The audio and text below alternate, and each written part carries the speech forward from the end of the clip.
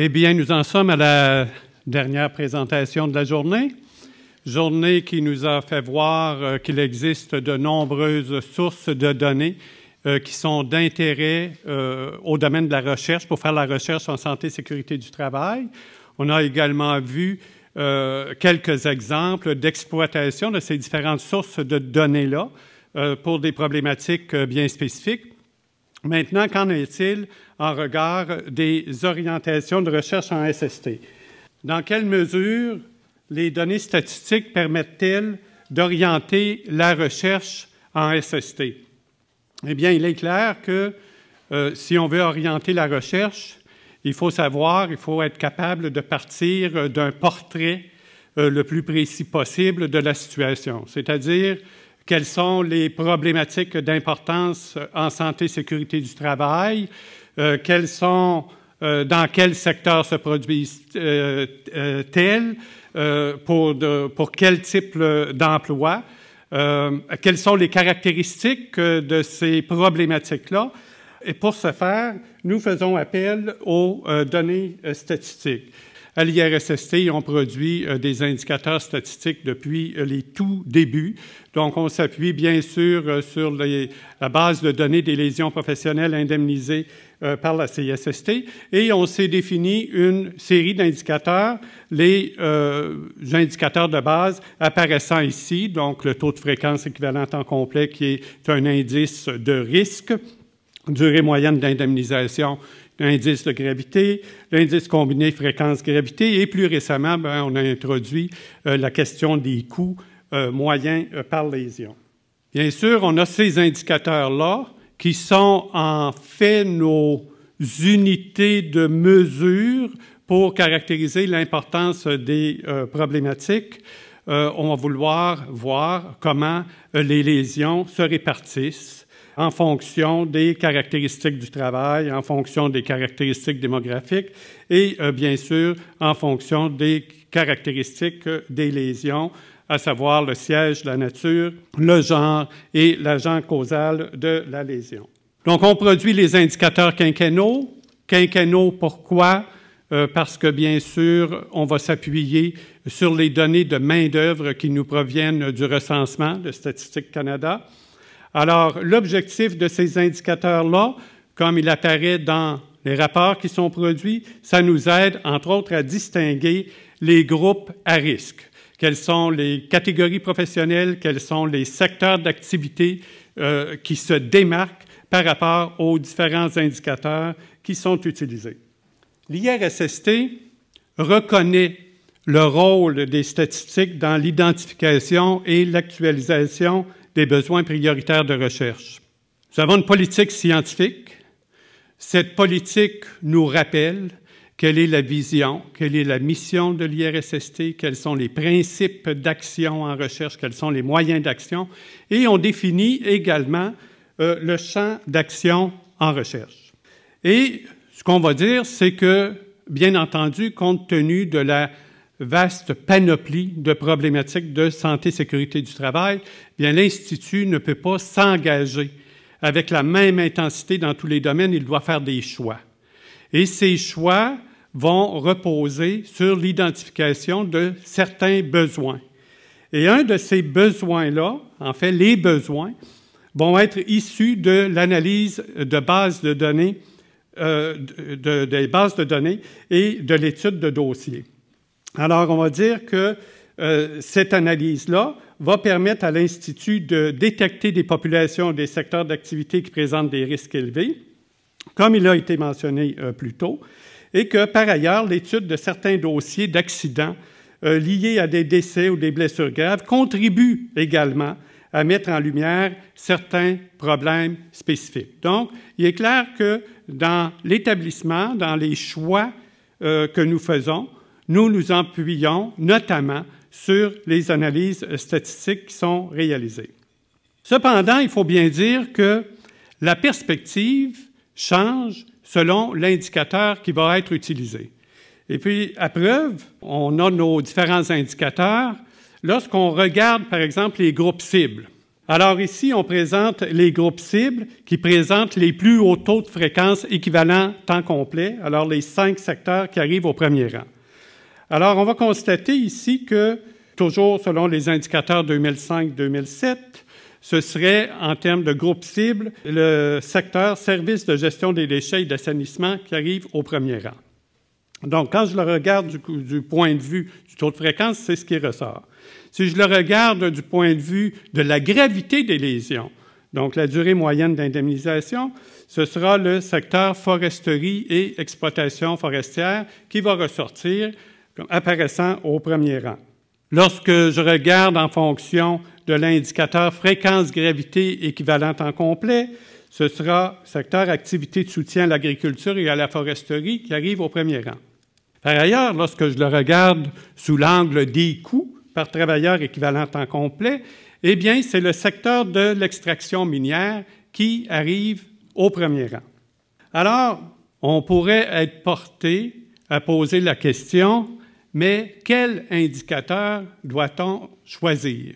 Et en fait, la question, c'est un piège.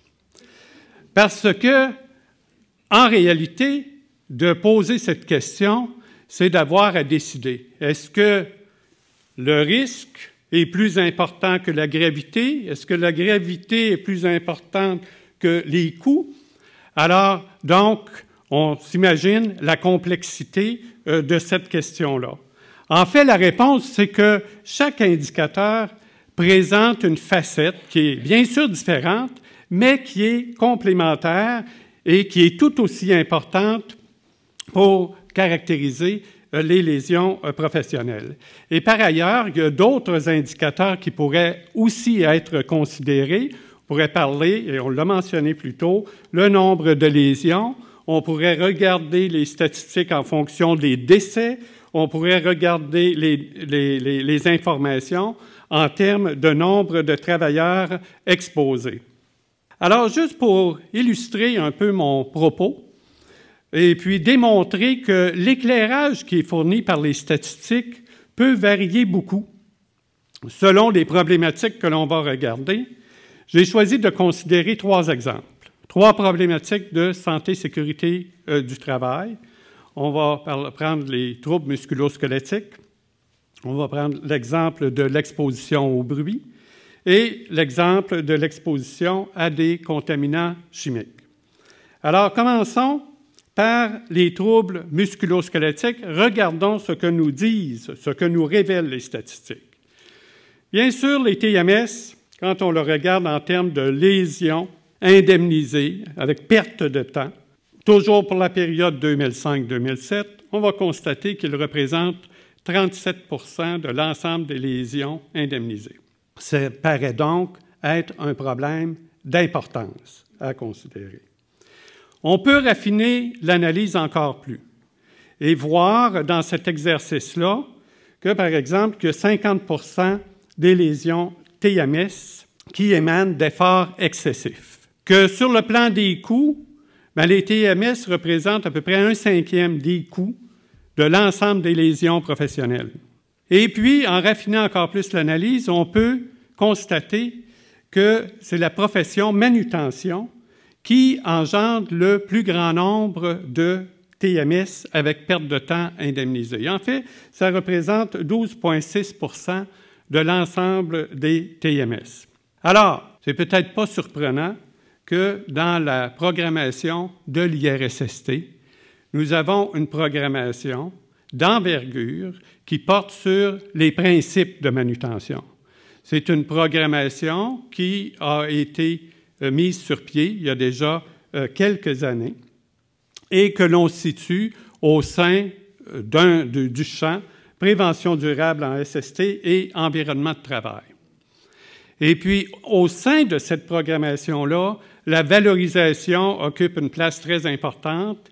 Par exemple, il y a un réseau d'échange sur la manutention qui a été mis sur pied. Il y a un site web qui porte spécifiquement sur la manutention et il y a des colloques qui sont organisés. Maintenant, une fois que les statistiques nous ont dirigés vers ce choix de problématique de manutention, Que fait-on en termes de recherche sur cette problématique? Eh bien, malheureusement, parce que les statistiques ne peuvent pas nous diriger sur cette question-là. On verra un petit peu plus tard sur quoi on peut s'appuyer. Et il s'avère que dans ce cas-ci, pour la programmation qui porte sur la manutention, l'IRSST, où on a décidé de miser sur la formation comme porte d'entrée pour stimuler la prévention et les actions de transformation dans les milieux de travail. Donc ça, c'est mon exemple numéro 1. L'exemple 2 porte sur l'exposition au bruit. Quand on regarde les statistiques, qu'est-ce qu'elles nous révèlent? On pourrait trouver que, en termes de nombre de travailleurs exposés, c'est environ 500 000 travailleurs qu'on estime qui sont exposés à des niveaux jugés préoccupants en milieu de travail. Donc, je rappelle, la population de travailleurs au Québec, c'est de l'ordre de 3,5 millions, 3 700 000. Quand on le regarde en termes de nombre de lésions professionnelles indemnisées, eh bien, les lésions associées au bruit ou à la surdité représentent seulement 2 % des lésions. C'est entre 2 000 à 3 000 lésions par année. Donc, faible nombre de lésions. Par contre, lorsque je regarde la situation sous l'angle des maladies professionnelles, eh bien là, je constate que l'exposition au bruit est responsable d'un peu plus de 50 % des lésions qui sont acceptées pour maladies professionnelles. Si je pousse ça encore plus loin, puis je le regarde sous l'angle des coûts, eh bien, je vais constater, et là, j'inclus les coûts, l'ensemble des coûts, incluant les coûts humains, que la question de l'exposition au bruit arrive au premier rang des coûts moyens par lésion.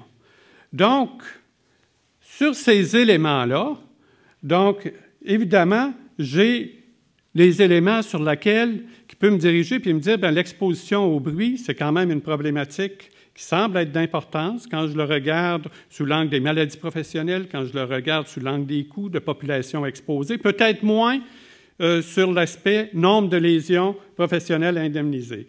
Et en fait, il s'avère que tout ce qui touche l'exposition au bruit occupe une place importante en termes de recherche au sein du champ prévention des risques mécaniques et physiques. En fait, il y a trois programmations qui ont été définies en lien avec l'exposition au bruit et une qui est annoncée dans notre plan quinquennal qui reste à définir.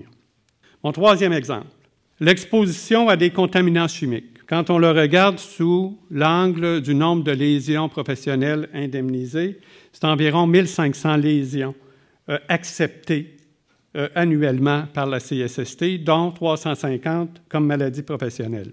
Donc, sur l'ensemble des lésions acceptées 2005-2007, l'ensemble des lésions, c'est de l'ordre de 120 000 lésions acceptées. Donc, c'est une faible proportion. Sous l'angle des maladies professionnelles, eh bien, ça représente 8 % des maladies professionnelles qui sont causées par des produits ou des composés chimiques.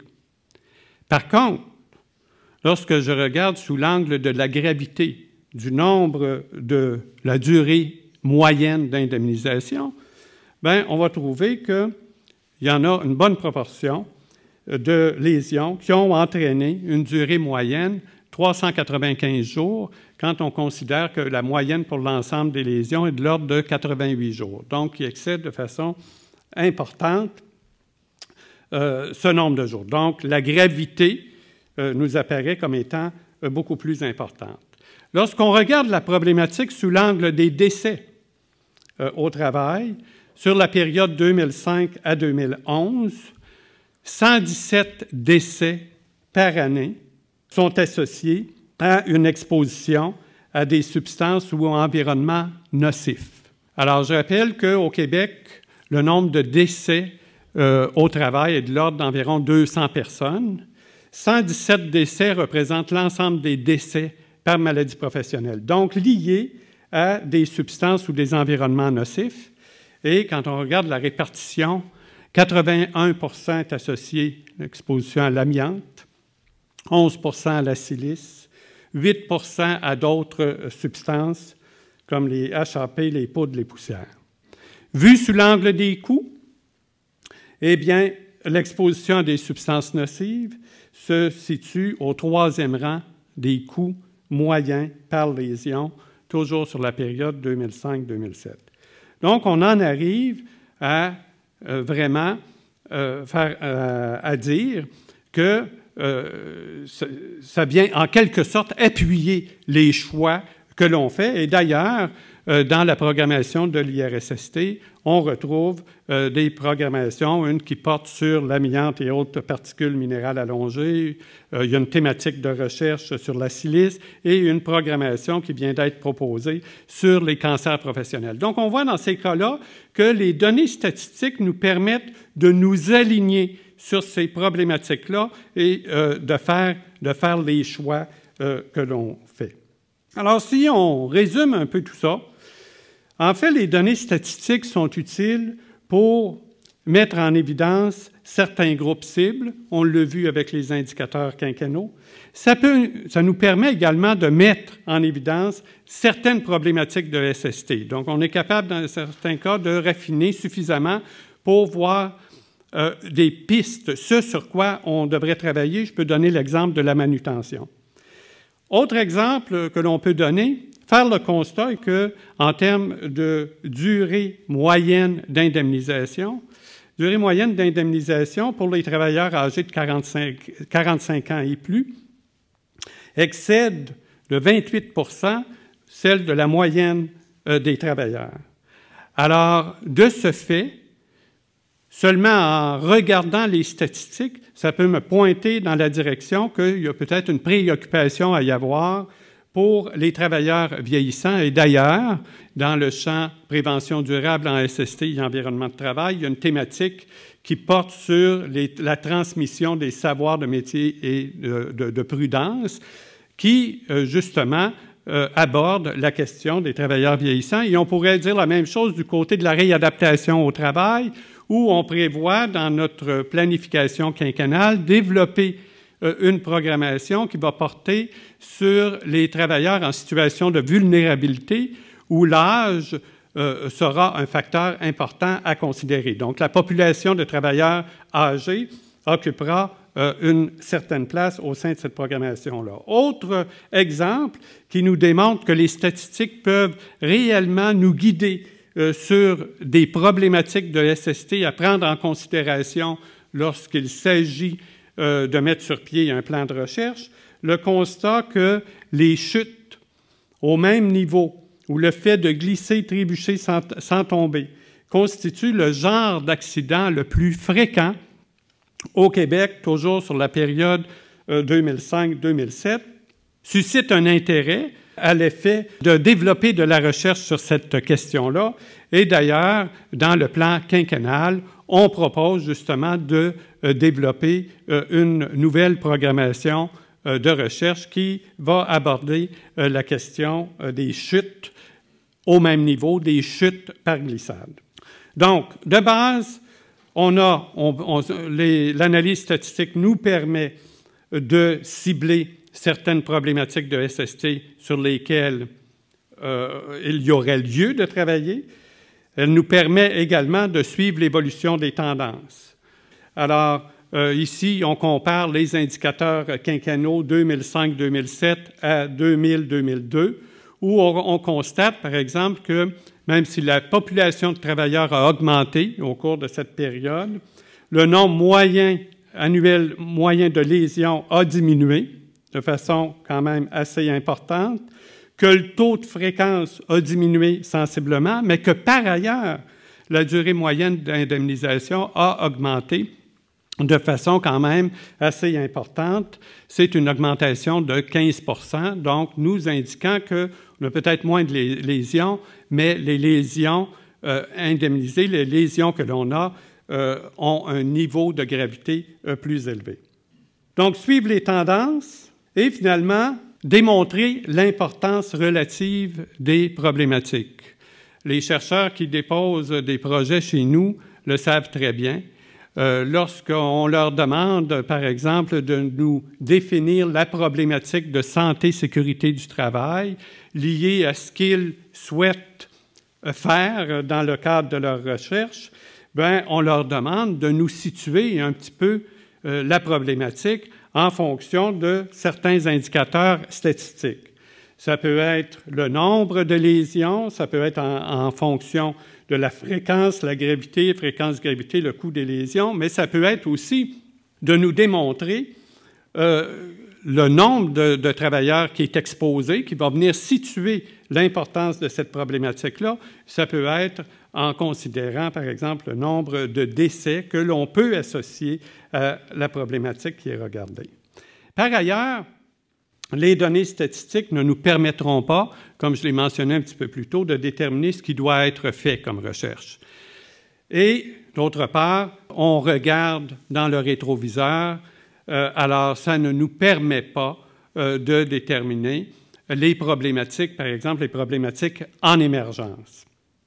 Alors, pour ce faire, donc de façon complémentaire aux analyses statistiques, la politique scientifique de l'IRSST nous dit que lorsqu'il s'agit de faire des choix, d'établir des priorités de recherche en SST, il est important aussi de faire le point sur d'autres besoins. D'autres besoins, exemple, les besoins qui sont issus des milieux. Et on va même jusqu'à dire que ces besoins guident de façon prépondérante l'établissement des priorités de l'Institut. Oui, l'analyse statistique peut nous guider sur certaines problématiques de recherche à entrevoir, peut guider le choix des priorités, mais la politique scientifique nous dit que de façon prédominante, ce sont les besoins qui sont exprimés par les milieux de travail qui vont guider ces choix-là. Et ce n'est pas par hasard que lorsque l'on fait l'exercice de planification de recherche à l'IRSST, et je pourrais même ajouter que dans d'autres organismes de recherche similaires aux nôtres, que préalablement, il y a une vaste campagne de consultation qui est menée auprès des différents mandants.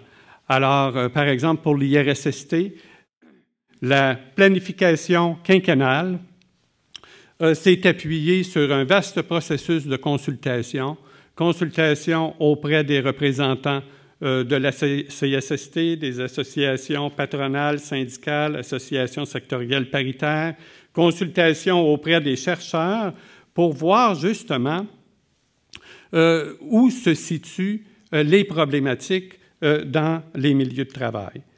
L'autre source d'information requise pour appuyer nos choix, ça va être les besoins issus du monde de la recherche et des comités de normalisation. Les chercheurs sont les mieux placés pour statuer, pour nous dire où en sont les connaissances sur un sujet particulier et quelles sont les carences et qu'est-ce qui doit être développé comme recherche. Donc ça aussi, ça vient alimenter la réflexion lorsque vient le choix d'établir des priorités de recherche en SST. Bien sûr, les analyses statistiques sont là et finalement, on ajoutera les besoins issus de la veille scientifique justement pour nous guider par rapport à des problématiques qu'on pourrait appeler les problématiques en émergence. Donc, toutes ces informations-là sont complémentaires. Et il ne faut pas oublier qu'au cœur de ces choix, la mission de l'Institut en regard de la recherche nous dit que l'objectif, en fait, c'est de contribuer par la recherche à la prévention des accidents du travail et des maladies professionnelles, ainsi qu'à la réadaptation des travailleurs. Alors, l'énoncé de mission doit guider ce que l'on va vouloir proposer comme recherche. Il y a des mots-clés ici. Donc, la prévention, la réadaptation, autant en regard des accidents du travail que des maladies professionnelles. Donc, en fait, lorsqu'il s'agit d'établir des priorités de recherche, il faut se dire que la détermination des priorités, ça demeure un processus qui est relatif. il est grandement influencé par les valeurs auxquelles va adhérer l'organisation. Et ces valeurs-là vont nous être guidées par la mission, l'énoncé de mission de l'IRSST et également la politique scientifique de l'IRSST. Donc, en bref, il est important, lorsque l'on fixe les priorités de recherche, de considérer les besoins qui sont exprimés par le milieu. Il est important de considérer les analyses statistiques, alors le portrait qui se dégage de ces analyses-là. Il est important de tenir compte des frontières des connaissances, alors des besoins qui émanent de l'état, lorsqu'on fait l'état d'avancement des connaissances et qu'on constate qu'il y a des carences, et finalement les besoins émergents. Alors, je termine en disant que les priorités de l'IRSST se situent au sein de 4 champs de recherche, donc prévention des risques chimiques et biologiques, prévention des risques mécaniques et physiques, prévention durable en SST et environnement de travail et réadaptation au travail. Et que les orientations prioritaires, les orientations de recherche au sein de ces 4 champs, on peut les retrouver dans le plan quinquennal de l'IRSST, plan quinquennal qui a été autorisé en juin 2013 et qui peut être consulté sur notre site Web. Donc, en conclusion, on peut dire que les analyses statistiques sont utiles pour mettre en évidence certaines problématiques de SST, démontrer leur importance relative et observer des tendances. Et qu'il est important de considérer plusieurs indicateurs, que les analyses statistiques comportent des limites vis-à-vis de la prospective et que, conséquemment, des analyses additionnelles qui vont s'appuyer sur d'autres sources sont requises pour orienter la recherche et définir ce qui doit être fait. Alors, ça conclut ce que je souhaitais vous présenter. Merci beaucoup.